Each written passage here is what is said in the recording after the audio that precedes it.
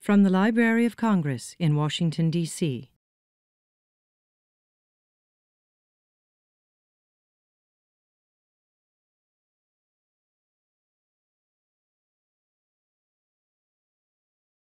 Welcome to the Woodall Pavilion. My name is John Fenn. I'm the head of research and programs at the American Folklife Center, the Library of Congress. And I'd like to welcome you to the latest presentation in our ongoing Benjamin A. Botkin Lecture Series. The Botkin series allows us to highlight the work of leading scholars in the disciplines of folklore, ethnomusicology, oral history, and cultural heritage, while enhancing the collections here at the American Folklife Center and the Library of Congress. For the center and for the library, the Botkin lectures form an important facet of our acquisition activities. Each lecture is video recorded and becomes part of the permanent collections of the library. In addition, the Botkin lectures are later posted as webcasts on the library's website, where they are available for viewing to internet patrons throughout the world. And reminder here, if you haven't already done so, please turn off your cell phone or put it on airplane mode. It tends to interfere with the sound in the lectern. Although the AFC is one of the smaller divisions of the Library of Congress, the size and breadth of the center's archival holdings are extensive. In fact, all on its own, the AFC is the world's largest ethnographic archive, contains over 3,000 fieldwork collections, and boasts more than 5 million items documenting hundreds of traditional cultures throughout the world. Our holdings include documentation on music, dance, narrative tales, oral history, and all other aspects of traditional knowledge and cultural expressions. Our public programming activities are equally as broad-based. Last week, we presented a Botkin speaker on Syriac chants and Aramaic Christianity. Next week, we'll host a talk on Cajun and Creole culture in Louisiana. And today, we are especially delighted to present a Botkin lecture by our esteemed friend and colleague, Andrea Graham, who is a prominent expert on the folklore, folklife, and traditional culture of the American West. Andrea has worked as a public folklorist for over 35 years, and 30 of those have been spent in the Intermountain West. Currently the folklife specialist at the American Studies Department of the University of Wyoming, Andrea received undergraduate and graduate training at the University of Pennsylvania. Although originally from the East Coast, she has spent the majority of her career documenting the Intermountain West. Before moving to Laramie in 2009, she worked as a public sector folklorist and undertook fieldwork and programming projects in California, Idaho, Iowa, Montana, Nevada, Utah, and Wyoming. From 1990 to 2000, she served as the Folklife Program Coordinator for the Nevada Arts Council and has also worked for state and regional folk arts programs in Virginia, Tennessee, and Florida. Now working as a folklorist, educator, and researcher at the University of Wyoming in Laramie, which is located on the very exotic-sounding High Laramie Plains. Andrea is widely admired throughout the field for the breadth, creativity, and excellence of her research, scholarship, and programming. Today, Andrea will be speaking about her recent fieldwork project for Art of the Hunt, which explored and documented hunting and fishing lore and related traditions in contemporary America. The project highlighted the many crafts, skills, occupational traditions, and narrative stories that are an important part of Wyoming's rich hunting culture and continue to shape Wyoming's sense of cultural identity and regional uniqueness. The Art of the Hunt, which culminated in 2014 with a year-long exhibit at the Wyoming State Museum, was a landmark event, and we are delighted to welcoming Andrea to the Library of Congress to talk about her research and her findings. Please join me in welcoming her.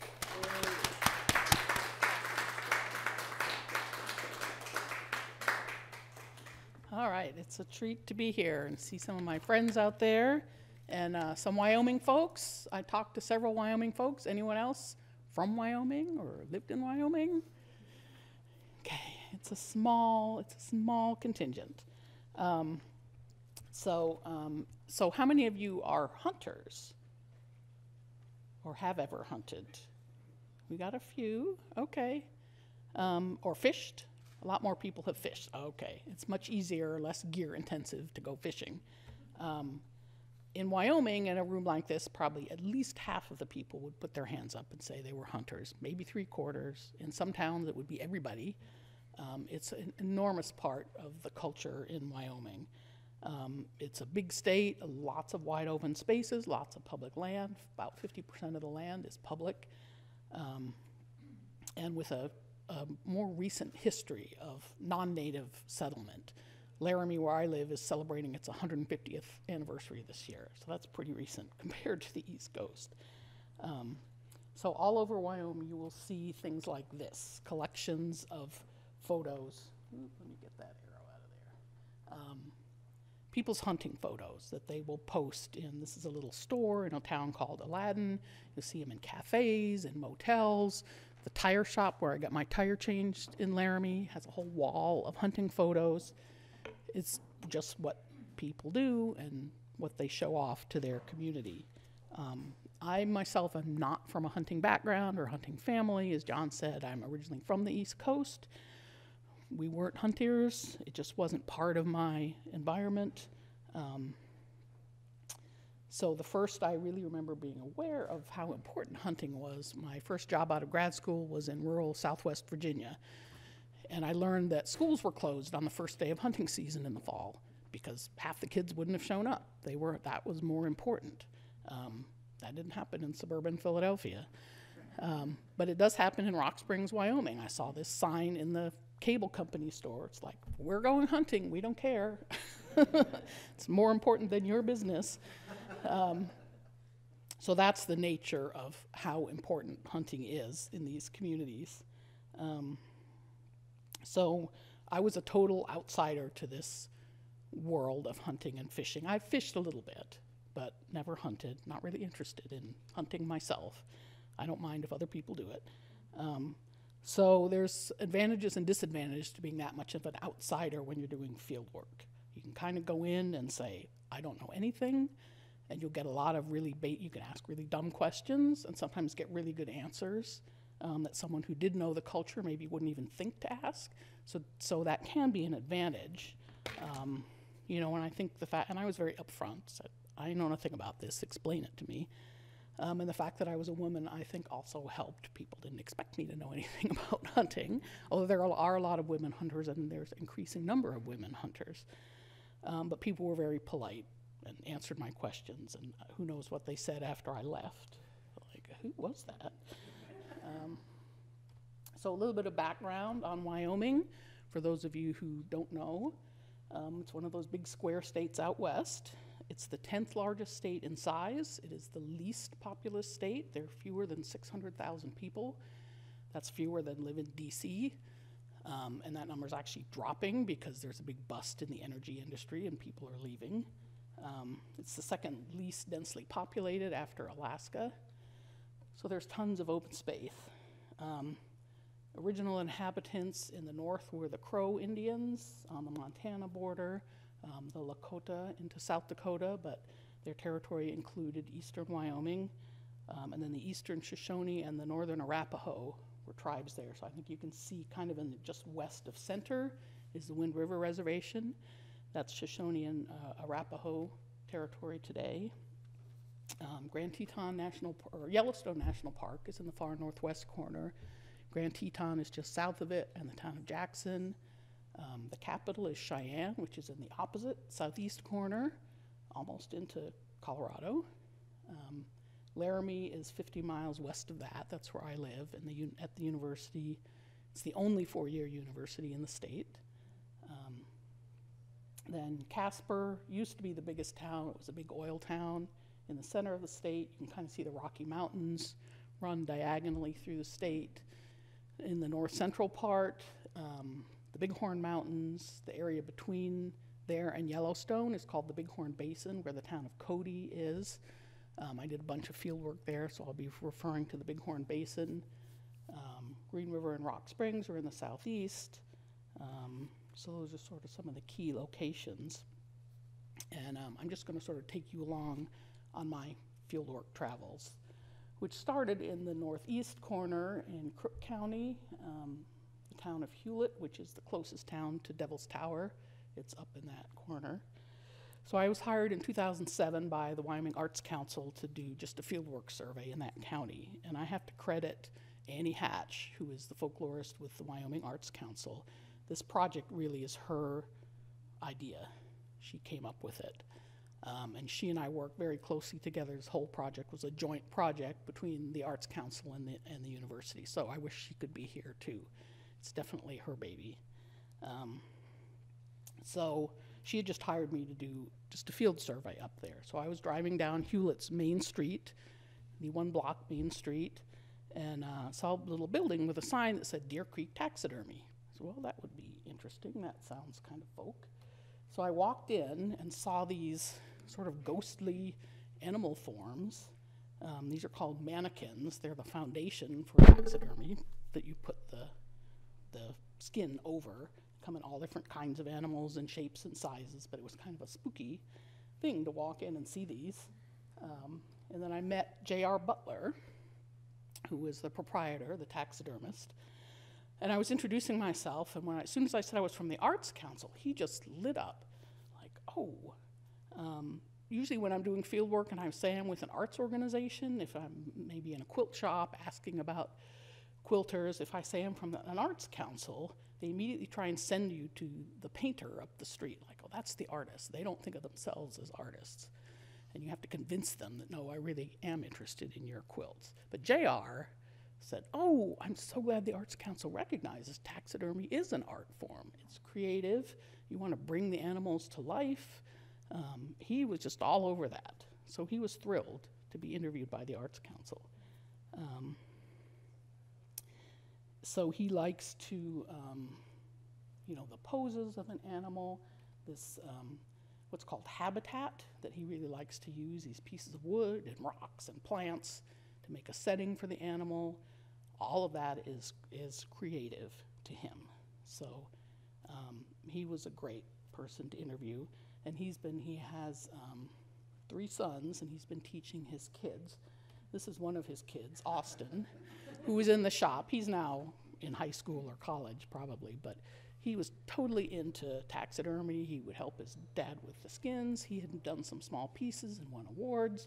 He was like a spokesman for this shop, and he knew all the terminology, and he was just a blast. So I had to get this picture of him with the horns. So it looks like this tradition is going to be passed on in the family, which is great. JR does a lot of work for out-of-state hunters, and out-of-state hunters are an enormous economic impact in the state. There are a lot of them. They spend a lot of money. They have to pay extra for hunting licenses, for out-of-state hunting licenses. They have to hire guides and outfitters in certain areas. They're required. They stay in motels, they eat food, they pay taxidermists to do their taxidermy, so it's a huge economic impact.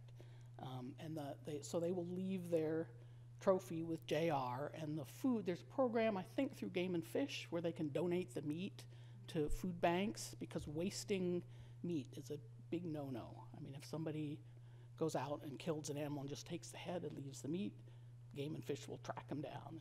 They're not, that's wasting. You're not supposed to do that. So anyway, just from this first visit with JR, when I wasn't even looking for hunting stuff, I learned a lot about the importance of family hunting traditions. He hunts with his kids, they hunt with their grandparents, deep understanding of animals and their environment is required to be a hunter as well as a taxidermist. You have to think like the animal to be able to know where they're going to go and what they're going to do. And then the cultural as well as the economic importance of hunting. So just from this one visit, I learned all kinds of stuff. 2 years later, I was hired again by the Arts Council, and I was still living in Idaho, to do a survey in that Bighorn Basin that I mentioned, the area around Cody. And this time it was specifically looking for hunting traditions, because Annie had pulled together a committee of folklorists, and they wanted to come up with a project that they could do, a statewide research project, and they came up with hunting as a topic, largely from John Dorst, who's a folklorist who has taught at the university for over 30 years and has been doing a lot of research on taxidermy, about people's images of animals in art, of course hunting. So they kind of jointly came up with this idea of hunting traditions. It's obvious, it's everywhere in the state. So that's how this project came about. So I wanted to look at the crafts associated with hunting, the gear that people make, but also the cultural knowledge that's required to participate in this. And they sort of narrowed their focus to really big game hunting and fishing. And there are all kinds of other hunting. There are birds and wild fowl, and there's hunting with dogs and hunting of predators, which is a hot button issue right now. And just did not have the time to do that. So the focus really was on big game and fishing. And hunting brings up a lot of issues about the wild, the domestic, humans going into the wild, the idea of fair chase, that hunting is an equal competition, that the animals have a chance. There's no guarantee, and that the rules, the hunting rules, make sure that it's an even match. So humans may have these fancy rifles with sights, and they can shoot for hundreds of yards, but you have to be on foot. You can't chase animals on ATVs. There's new rules. You can't use a drone to go scouting where the animals are. They have to put in new rules to account for new technology. So those restrictions, you can't shoot from your vehicle, you can't shoot from the road, to make it fair chase, that it's an even match between humans and animals. And so that's the concept of hunting. If you go to an elk farm and just shoot an elk that's standing there, that's not hunting. There's no challenge.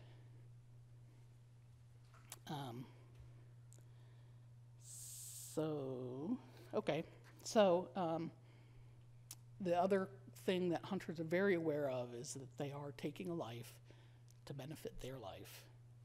And it's been part of human culture forever. Humans are carnivores. But I found this, I still see hunting stuff all the time. I'm just tuned into it now. But there was an article in the New York Times Magazine with a quote that really summarizes how most hunters feel. He says, "There is a sadness that only hunters know, a moment when lament overshadows any desire for celebration. Life is sustained by death, and though going to the field is an act of taking responsibility for that, the killing is not easy, nor should it be." And most hunters understand that. Certainly in Native American tradition, the idea of an animal giving itself to support people. So that's a big concept. So I went to Cody to do this field work. Annie had given me some leads, and there's a folklorist named Marianne Andrus, who at the time was working at the Buffalo Bill Center of the West, which is in Cody, fabulous museum in Cody. And she had told me about this business, this Wyoming Outdoor Outfitters, that had just closed, unfortunately, but their sign was still up. This horse, fully packed with panniers and a double diamond hitch in the harness, and he's ready to go out packing and hunting. So I thought this boded well for my field work, that this was here on the skyline of Cody. So a couple of the artists that I found up there, a man named Rich Warmington, who makes bows, wooden long bows and recurve bows, which are traditional hunting bows. Just made them in his garage in his spare time. He didn't want it to be a business, although he did have a website. And most bow hunters will start out using these fancy new compound bows that are made of high-tech materials, and they have gears and pulleys and sights, and it makes it easier. You don't have to be as strong. They shoot further. And Rich was sort of very careful not to say anything against those kind of bows, because that's how people get started in bow hunting, and the bow hunting community is much smaller than the gun hunting community, so he felt like they had to stick together. But he feels like hunting with these kind of bows is real hunting. It takes much more skill, more strength. You have to be closer to an animal, so you have to be better at tracking to use them. And some people who start with compound bows eventually want to learn these kind of bows because it's more of a challenge. So I asked him how to just walk me through the process. How do you make these bows? Because I was clueless. So he has different kinds of wood that have different properties. Some are more flexible, some are stronger. He combines them, he laminates them to get the right qualities that he wants. And then he heats them so they're flexible, and then puts them in these molds that he's designed to put them in the shape of the bow.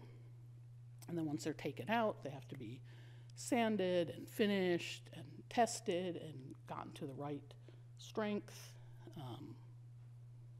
I don't understand bow that have to do with pounds and length, like how many pounds it takes to pull it back 2 feet to shoot it. Anyway, so he has all these equipment that he can get the bows to exactly the quality that he wants. And they're just beautiful. The first one that he was holding had snakeskin on it for decoration. Okay, then I was referred to, actually was talking to Marianne and a colleague at the museum, and her colleague said, how about that guy who goes to our church who makes those camp stoves? I said, camp stoves? I never would have thought to ask about that. I didn't know people actually made camp stoves. But this guy, Brian Robertson, lives outside of Cody and was a farmer and then started repairing farm machinery to make more money, and so knew how to work with metal, and he was a hunter and liked to go back and set up hunting camp. So he designed this little camp stove that you can pack up, pack on a horse, pack into your hunting camp. So now he sells them as a business.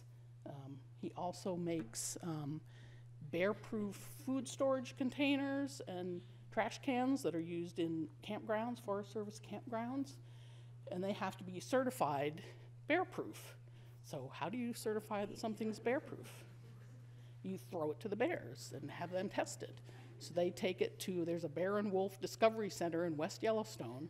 So if he designs a new food storage thing, they take it and I think they put smelly food in it and throw it in with the bears and let them jump on it and pound on it. And if they can't break into it in a set amount of time, it's certified as bear-proof. I just thought that was great. So he has a business, he sells these, to the Forest Service. If he changes his design, they have to be retested, so he doesn't change his design very often. He also designed this cool little camp kitchen that packs in, it's 2 panniers that you pack in on a horse, and you pull out the legs and the top, and you have this nice little kitchen to set up in your camp. And he told us, he said, it's not necessary to go to the hills and be uncomfortable. He goes camping, he has his tent, he has his cots, he has his stove, he has his nice little kitchen, So then he sells these as a side business. Then we heard about this guy named Von Ringler, who's a leather worker. He learned originally from a kit that his wife got him and then really got into it. And there are a lot of leather workers in Cody. So he learned from them.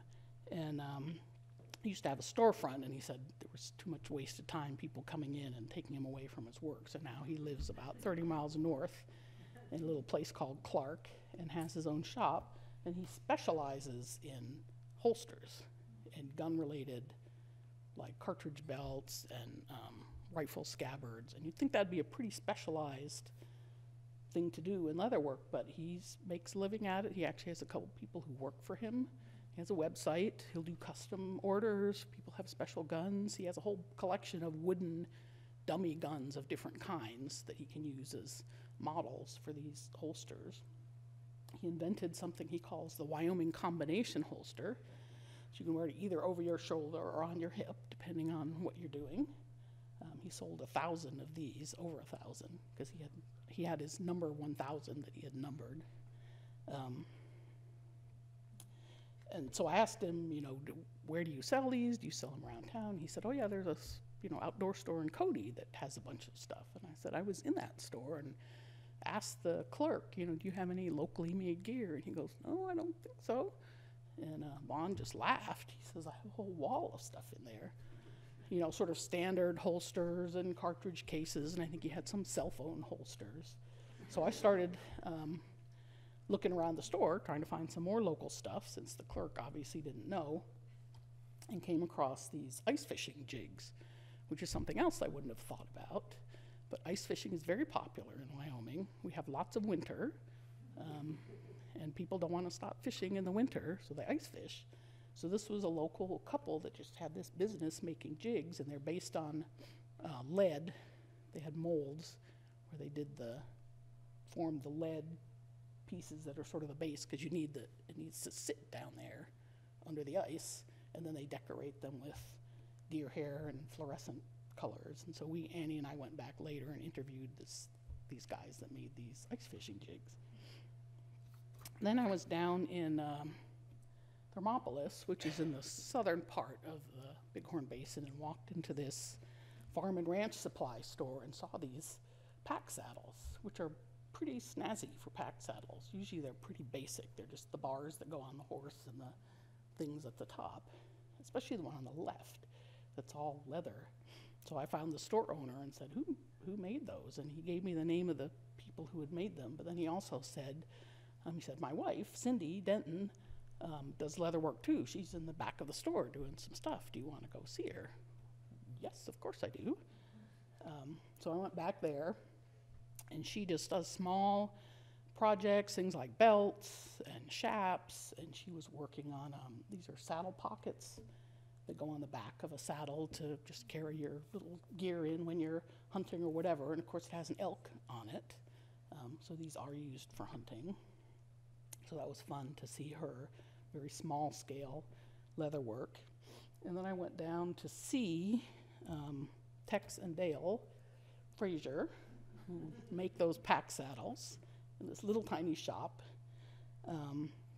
Tex grew up, his family was outfitters outside of Jackson, so he grew up packing and understood how pack saddles work and had made some improvements where the buckles, he moved the buckles so they weren't under the load, so if you had to adjust, you didn't have to unpack your whole load, things like that. So he was making saddles, and they did lots of repair work on old saddles and leather goods in this Eansy shop.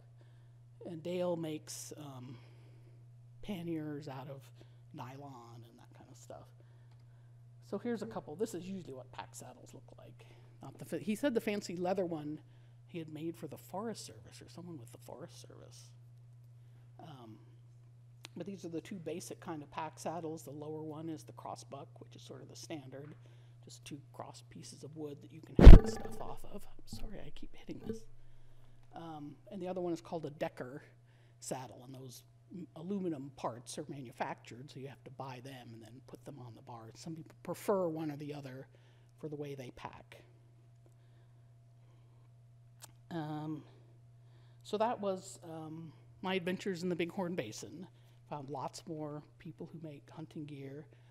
Talked to another pack saddle maker, a couple of leather workers, saddle makers, some outfitters. There's lots of that activity in that area. And then that fall of 2009 is when I started working at the university, mainly as a researcher, do a little bit of teaching, but I knew that this Art of the Hunt was going to be my project for the next 5 years. So early on, Annie had a teenage son who had taken the hunter safety course, and she took it with him as research, and she suggested that I do that too. And it was really interesting to take this free course that Fish and Game offers, that everyone who gets a hunting license has to take this course so they know the regulations and how to safely carry a gun, especially when you're in a group of people. Don't shoot towards something where you don't know what's behind it. The laws about, you can't shoot from a vehicle, you can't shoot from a road. And they really emphasized sort of upholding the image of hunters as conscientious and safe and not these wild, crazy, drunk people shooting off guns. They really want to promote hunting as a family sport, as a way to get outside, as a part of Wyoming's way of life. They really emphasize that.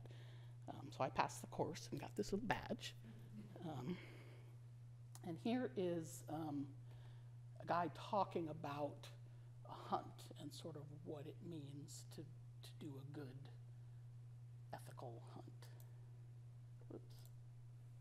Last fall, I had an antelope hunt just between Shoshone and Casper with my son and my wife, and we went down and we split up, and I went with my son. And I think, something that you can be proud of is those ethical, those successful hunts, but where you did everything right. Yeah.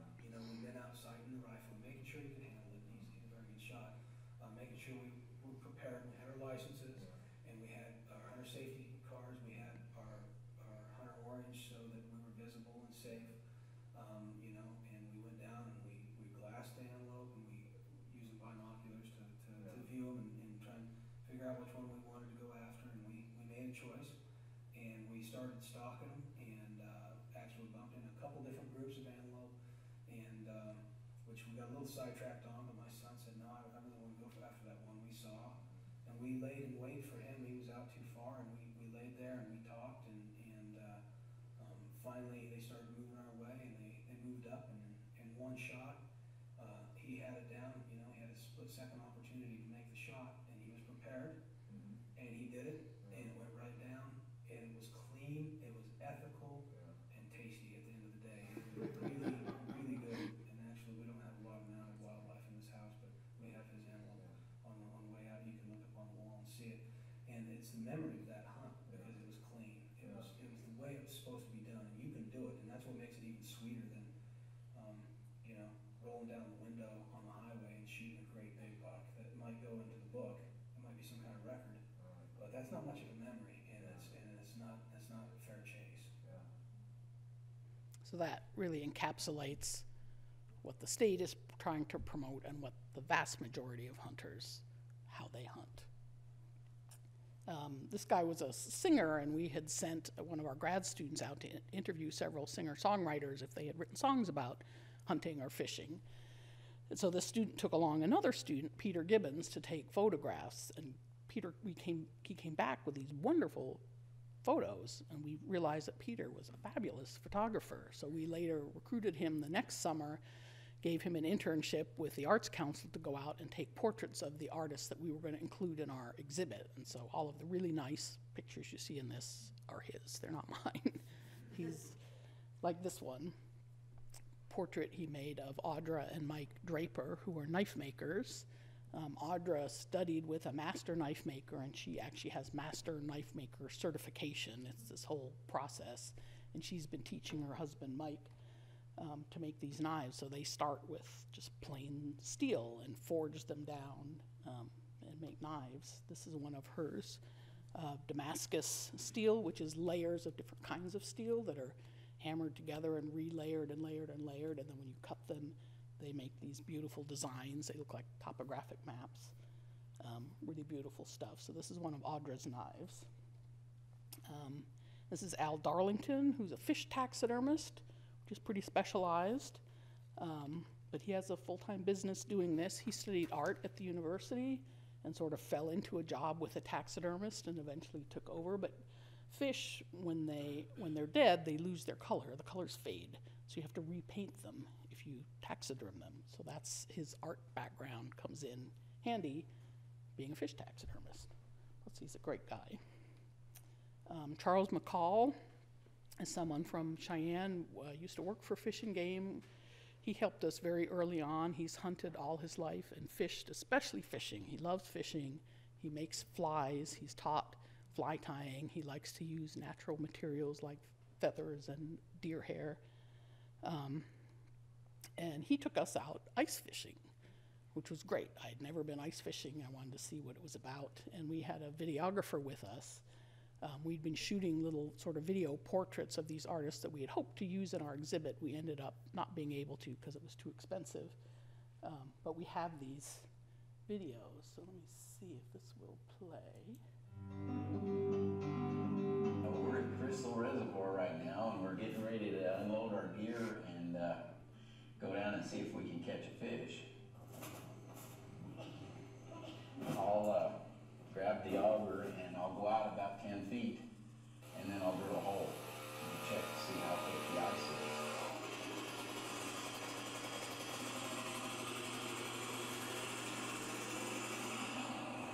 This is what it is called a gizzard. When you put it on your hook, it has the little tentacles too, and they make them in various colors, but that really looks like a fish to me. And that's what we're going to try here in a minute. When we were over to Evanston ice fishing, I had one of those little red-headed jigs with the little white legs on it. And it was early in the morning, we were fishing, and my buddy was in the other ice hut. Oh, he asked, "Are you getting this?" And I hooked onto this big fish. And I had him hooked, and I fought him for, I don't know, maybe, it seemed like a half hour, but it really wasn't. It was maybe 5 minutes. Yeah, I'm gonna let him wear out because I think he's a pretty good size one. And when I got him straight up and down, he just went like that and busted my line. Well, we'll see if we get him out. You could hear some language coming from that ice set for a little while. But later on in the day, there was another guy fishing over by the dam, and he caught a big fish and won the tournament. We happened to know that guy. And we were talking to him when he was up getting his prize. Oh, this is a nice fish. He really is. He's a nice one. He said, you know, there was a big fish with this fish that had a jig in his mouth. And I said, well, what kind of a jig was that and what color was it? And he said, well, it was kind of a lead head with a red head on it with the long white tentacles on it. Guess whose fish that was? And once in a while, this is what happens. You get lucky. I would say this fish probably goes about, maybe 4 pounds. Well, it's been a lot of fun. Met a lot of nice people, and we've got to see a nice big fish caught. Okay, here he goes. We've got a family wager that the first fish is $1, the most fish is another $1, and the biggest fish is another $1. So if you catch the biggest fish right off, you at least got $3. Just that bite.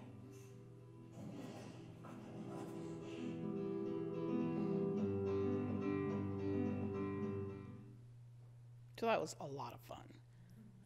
Ice fishing is mostly sitting and waiting, and we were really lucky that he caught that fish on camera. And he has the one that got away story too that goes with it. So here are a couple of other artists that we worked with. This is Jim Blair, who's an engraver, works with both gunsmiths and knife makers to engrave their pieces. Just incredible, detailed, beautiful work. Carla Snook lives back up in Hewlett. When I was doing that first project, I had seen all these metal signs. There are lots of, like, ranch gates will have a metal sign across the top of people roping or whatever. You'll come into a town and there'll be a sign for the town that be this cutout metal design, and I saw lots of them all over this county. And I kept asking who made these signs, because they were really nice, nicer than the usual ones. And finally, the last day I was there, I found that somebody told me it's Carla Snook, and she's the art teacher at the school. So I didn't have time to talk to her, but I found her mailbox, so I knew this was the right person. And Annie and I had always wanted one of those entry gates for this exhibit. So when I went back later when we were designing the exhibit, and we commissioned her to make the metal parts. So here's one of the pieces, and you'll see the full gate later on. She grew up on this ranch. She still lives there. She learned to do these metal signs just as a sideline, and does all her own designs and cuts them by hand. And some people have these computerized things that will print out metal signs, but hers are all individually done. This is John Jones, who makes bamboo fly rods. We found a couple of people who made these. It's a very meticulous process. They're made out of bamboo that only comes from one particular region of China. They're hexagonal, so you have to make 6 little splits and then shape them and put them together, glue them. He worked as a machinist in the coal mines near Gillette. So he has made a lot of his own equipment. This one jig, sort of, once it's glued, it's wrapped with string to hold it together and then put in this oven and then baked. So the glue sticks, and he'd made all of this equipment. And then he goes out and tests them himself. All of these gear makers are hunters and fishers and use their gear. Sticking with fishing, this is Marvin Nolte, who makes what are called salmon flies, which are really not a Wyoming tradition, not at all a Wyoming tradition. It was from the British Isles. They used to fish these big salmon, I guess ocean-going salmon, in the rivers. So they made these big, this shows you how big they're, this big. And they've turned into this sort of art form and collector's item. So he makes these, he has all kinds of exotic feathers that he uses to make these salmon flies that are just gorgeous. And so we had to have him in the exhibit, even though they're not used in Wyoming. They're made in Wyoming. There are loads of decorative arts with hunting themes, quilts, rugs, that first opening slide, that's a hooked wool rug. Things made out of antlers, like antler chandeliers. I've always wanted one. Cribbage boards that are made out of antlers, carved wooden fish or wooden animals, birds. This is a Native American beadwork tradition. This is a Shoshone artist named Glenda Trosper. They're like photographs. The detail in these pieces is amazing, and she does lots of pieces with native animals in them. Just incredible work. Here's another fish rug. This is my fish rug. I found it in a store in Aladdin. There were a couple of these rugs and chair pads, and I could tell they were someone local had made them, and I just loved this smiling fish, so I had to buy it. So I asked when I checked out who made this, and they gave me the name of the woman who made it, who lived back in the country, and I ended up going back and interviewing her, and she just buys old wool clothes from thrift shops and cuts them into strips and makes these hooked rugs with, again, using designs from nature. That's very common in the state. So the ultimate goal of this project had always been to have an exhibit. So we'd been talking to the State Museum in Cheyenne, and they were very excited, but they said, you know, we don't have the staff or the capability to design and build this exhibit. You'll have to find an outside company, which we had not been expecting. So we had to push everything back a year. We had to raise a bunch of money. We did have funding from the NEA. Wyoming has a cultural trust fund, which gave us a lot of support, our Humanities Council, both of our agencies, and we hired a company called Split Rock Studios out of St. Paul, Minnesota, very well-known design firm. We were thrilled to have them. So we worked with them to design this exhibit, and we had kind of planned out a storyline, Annie and I, sort of an introduction, what is folk art, then sort of planning for the hunt, preparing, making all the gear, being out in the field, camping, storytelling, back home after the hunt, all taxidermy, all the things that are made with materials or decorative items. And then we added a last section on sort of conservation efforts. Hunters will tell you they're the biggest conservation supporters they are because they want lots of open space and land and animals. So there are things like there's a one-shot antelope hunt, which is sort of a competition between the governors of Wyoming and Colorado, but it's all men. So about 5 years ago, the Wyoming Women's Foundation started a women's antelope hunt, which has been extremely successful, very popular, and get more women involved in hunting, and there are more women. The number of hunters in general is declining, but the number of women is increasing. So we sent the designers hundreds of photographs and interview transcripts, and somehow they pulled all that information out and, you know, produced all the exhibit text and the labels. We told them which artists we were going to have and which pieces in general we were going to have, and they were wonderful to work with. So meanwhile, Annie and I were picking up objects. This is a whole bunch of taxidermy that the museum insisted was quarantined to make sure they didn't have bugs. They didn't want bugs in their museum, so they were lying around in the Arts Council's back office with bug stickers on them. And in general, we allowed artists to send us pieces that they wanted displayed. So we might say a particular, like we asked Von Ringler, we want one of those Wyoming combination holsters. So he sent one that was very plain. It didn't have a lot of fancy tooling, and Annie was sort of surprised, thought he might want to show off his fancier work. And she asked him why he chose that, and he said, well, that's what most hunters would take into the field, would be a basic, functional, not a fancy piece, which totally makes sense, you know. So, so we let them choose what they wanted to send, and J.R. Butler, the taxidermist, was helping us with a number of pieces. He got us an elk head, which we really wanted. And he had sent photos of a number of pieces for us to choose from, and this was one of them, which is very unusual. It's an unusual specimen. The buck has these weird antlers, and apparently the owner had told JR, just like, do what you want with this, pet your face. So it has this arm with holding a bow made out of some kind of material that he uses to make fake rocks and stuff. So we were like, well, this is really interesting, and this is, John Dorst said, this is really a trend in taxidermy to make these art pieces or to tell a story. But this was pretty far out in the world of traditional taxidermy, and the exhibit, we wanted the best stuff. We wanted excellent quality stuff. but really sort of representing the traditions. And this is pretty far out on the tradition scale of things.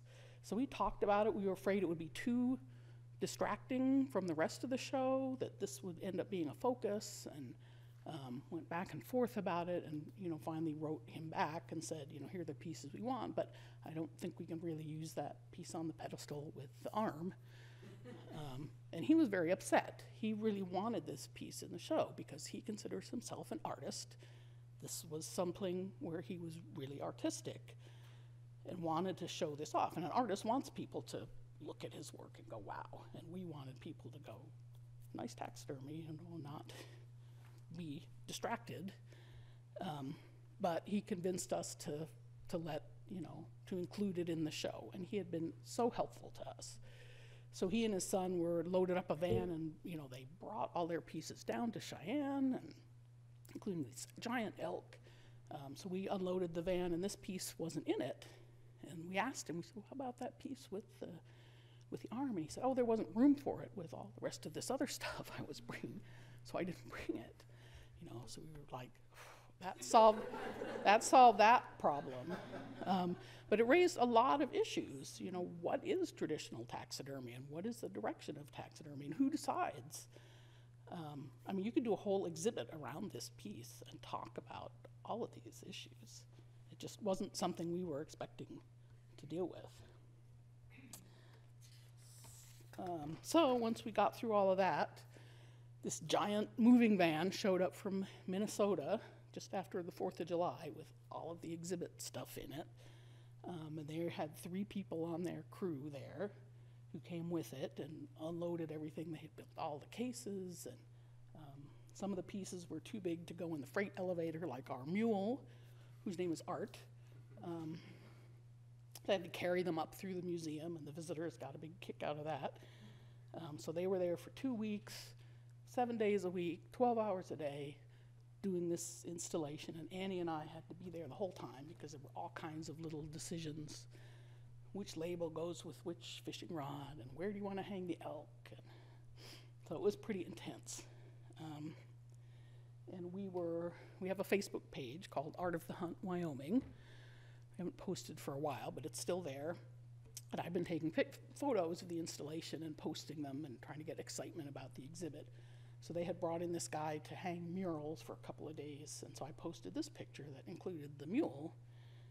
And a guy who's on the board of the state parks immediately responded. I don't think it was on Facebook. I think he wrote head of state parks. He said, that's not the kind of packs we use in Wyoming. I think it's called a box pack. He said, they do that in Montana. We don't do that here. We tie our packs with a double diamond hitch, and that's what should be in this exhibit. This is wrong. So that word got back to us pretty quick. He said, uh-oh. So what the museum, and we had wanted interactive stuff in the exhibit. So they had tried to find a pack where people could practice tying the knots. Visitors could actually tie the knots. So the exhibit company had researched and found this type of pack where you could do that.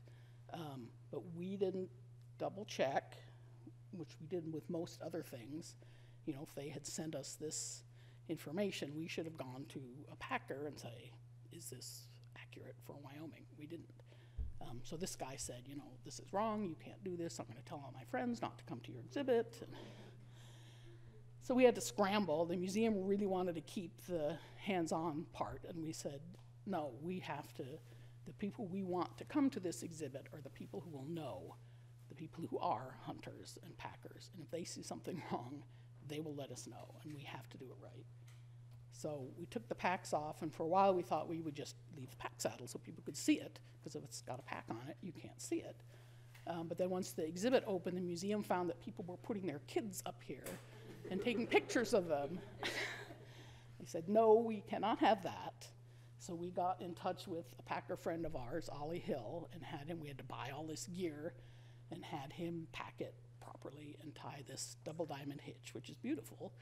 But it's not something people can do. It's too complicated. So we lost the hands-on element, but we have the right kind of pack there. And we should have, that's our fault. We should have researched it better. We did it with things like guns that we knew didn't know anything about. we would write a label and send it to the gunsmith and say, is this correct? You know, the caliber and the type of stock and whatever. Because we knew people, we hoped people who came were going to know. So the exhibit got finished. Here's our entry gate, which is we had been dreaming about for years. We had Carla did the metal work. We commissioned the metal work. It looks like a typical ranch gate. There was an introductory panel on what is folk art, what is folklore, to kind of give people the idea of how we were approaching this material. The first section is a fly tying bench and a leather workshop and the getting prepared, making your stuff. Then you came around to where you were in camp. We had a tent company in Sheridan make a little short piece of tent for us. There's the camp stove. We had a corral with some saddles and horse gear. Inside the tent, we had the firearms and knives, and we had some bows and arrows in the tent. And you came around the corner, and there was this campfire scene, and that dome up above. If you walked under it, it would trigger little audio sections. We had about a dozen little short stories, hunting stories.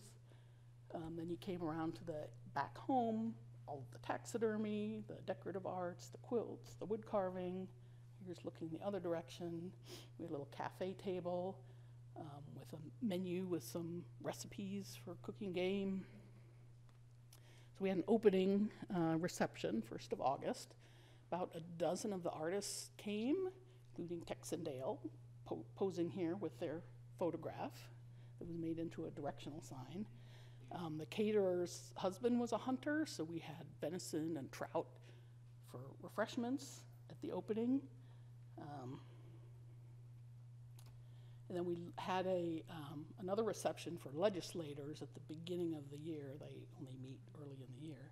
And here's a couple of them sitting with head of state parks and cultural affairs listening to some of the stories. And here's a story from our governor, Matt Mead, who grew up in a ranching family near Jackson, and he has a hunting story about hunting with his grandfather, who was also the governor. Oops, go back. That's supposed to play. I did grow up hunting, okay. And it's interesting because the family was a big hunting family because my great-grandparents homesteaded in Teton County, and they were ranchers. And at that time, in our state's history, especially with ranchers, beef was considered quite a luxury. And in other words, you didn't eat your own product. And so my great-grandparents, my grandparents, and even my mom, when you talked about meat for them personally consuming, it was through hunting.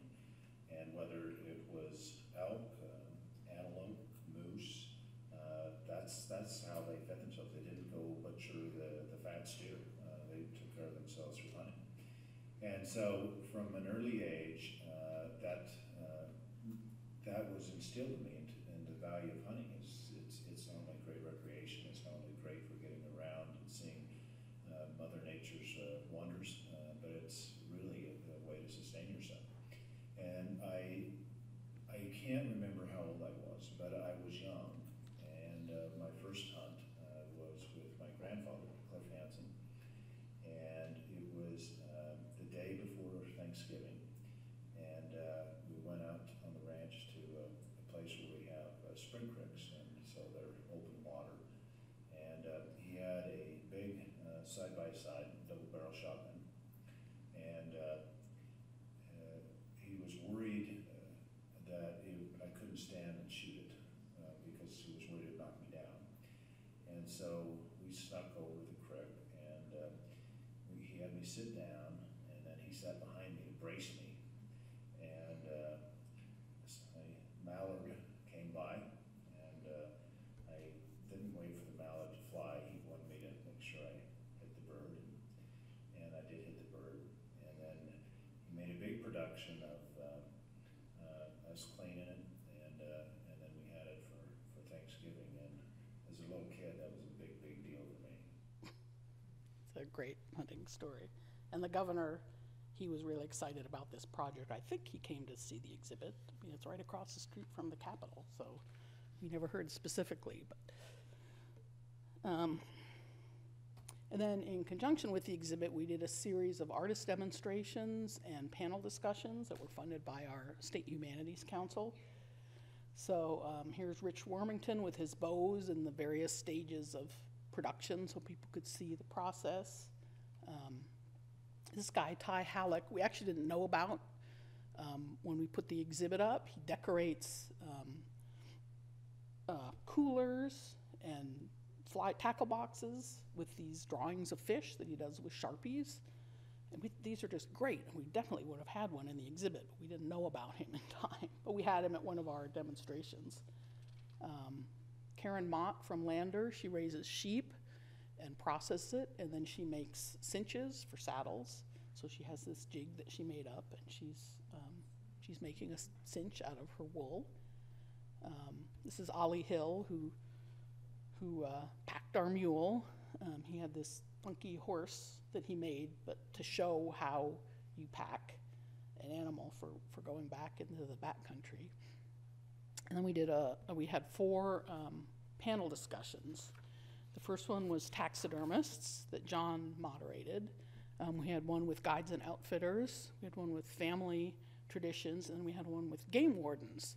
And game wardens have excellent stories because they're always out on adventures and chasing people, and people are giving them these insane stories about how the deer got in the back of their truck without a tag. And so we had a really great panel discussion with these 3 game wardens. And then I just love this picture of these little girls talking to Kim Olson. It's like, I could be a game warden. You know, you can just see, they just idolize her. I can wear a red shirt.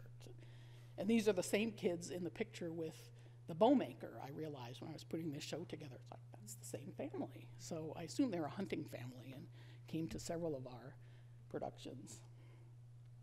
So the exhibit was up for just over a year, and all of the artists were really honored to be part of it and thanked us. And part of the goal was to help people know about them and maybe help them in their business.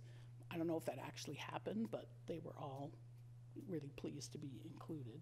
So this is all that's left of the show, the top bar of the gate, but you can see Carla's metalwork. This is hanging in the Arts Council office, so Annie gets to look at it every day. But Andy and I are still so tuned into hunting. We just became aware of how deep and how wide its influence was in the state, and we keep seeing things. We call it the project that won't die. There's always more to see. I was out in Green River last fall and walked by this meat processing company and had to take a picture of their sign, and they have that nice little battling elk metalwork on top of their building. It's just a pervasive part of Wyoming culture, and we were just really thrilled that we were able to get into it. Now we can't get out of it. So that's my talk, and this is another one of Glenda's beadwork pieces. So if anybody has any questions, or if there are any hunters who have, does this ring true with you, Bill? This has been a great exploration of physical stuff. I mean, what about their stories? And I guess traditions. I've always heard when the person kills their first deer, they rip their shirt. They rip their shirt, and yeah, we had a lot of those stories about the one that got away. The stories about several people told us stories about teaching their kids to hunt, and they taught their kids that you don't just go wantonly shoot things like squirrels and birds, and if a kid did that, they would make them clean the animal and eat it, because you don't waste food, you know. So those kind of lessons that people are passing on to their kids. Stories about maybe, someone might have had a chance at this beautiful trophy buck, but they never were in a place to really get a good clean shot. The idea of a clean shot, you don't make the animal suffer. We heard lots of those stories, just the lessons.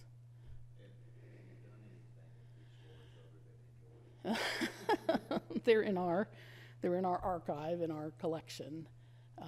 Some of those, that little campfire scene, we had some of those shorter, the 2 that I played, the governor and the guy about the good hunt with his kid. So we had several of those in the exhibit as, you know, the audio track.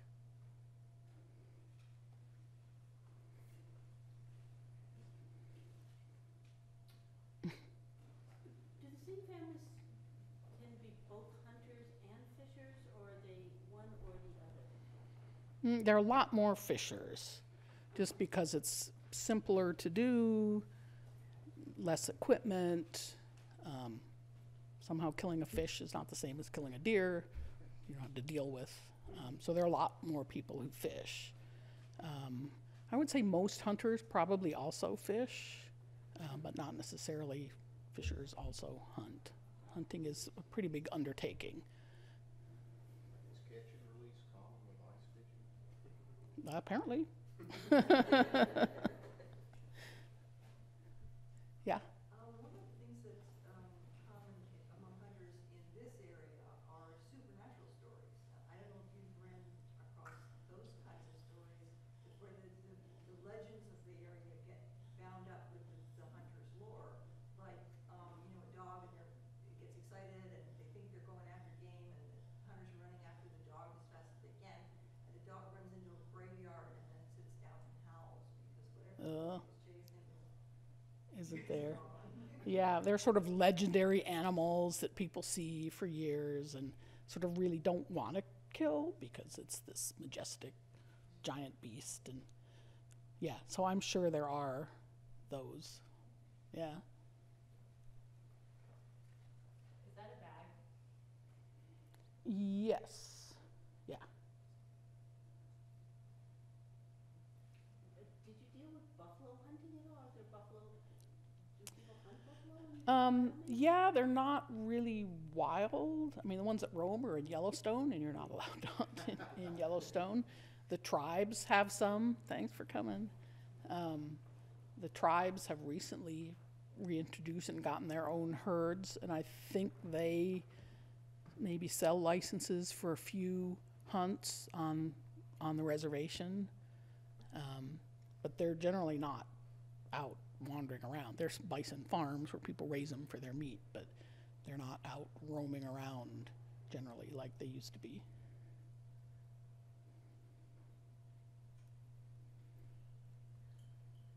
Okay. Oh. Did you come across any like local organizations that would put out, you know, periodic newsletters, things like that, like for community gatherings, like or was it more individual sort of family-based groups?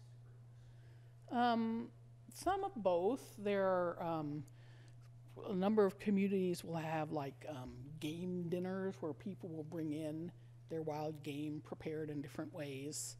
You know, and you have a tasting, so you could try, you know, venison enchiladas or. So there is that. Of course, there are, you know, loads of local organizations and state organizations. There's a hunters or sportsmen for public lands that want to preserve public lands. This idea of federal lands being given to the state, they do not like that because they want those open public spaces. That's where you can hunt. Okay. Well, Andrea, thank you so much for coming and for. This has been a presentation of the Library of Congress. Visit us at loc.gov.